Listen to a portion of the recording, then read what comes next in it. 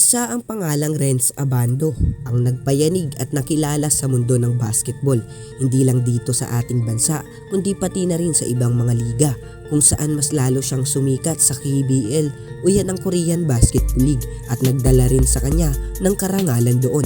Ngunit sa di inaasahang pangyayari ay umalis itong ating kabayan na si Lakay. Gayunpaman, malaki rin ang pasasalamat niya sa kanyang kupunan at sa kanya ring mga kasamahan.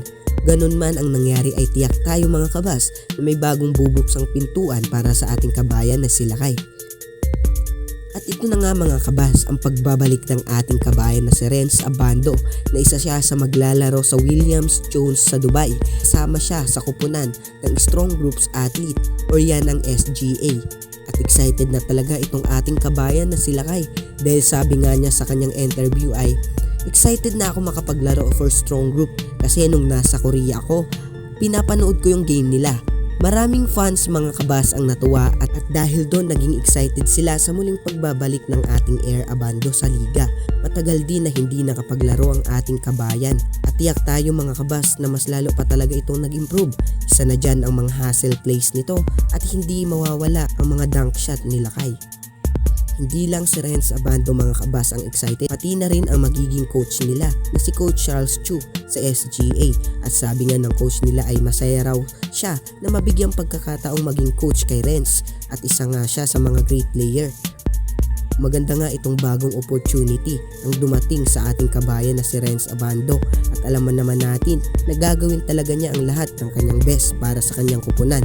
At ito nga ang panibagong simula na may panibago ring logo at simbolo nga yan ay merong pakpak ng Philippine Eagle na nagre-representa rin sa nag-iisang Air Abando dahil sa kanyang high-flying dunks na ipinapakita.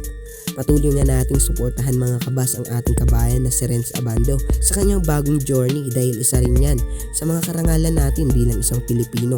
At huwag kalimutang i-like ang video ito at mag-subscribe sa ating channel.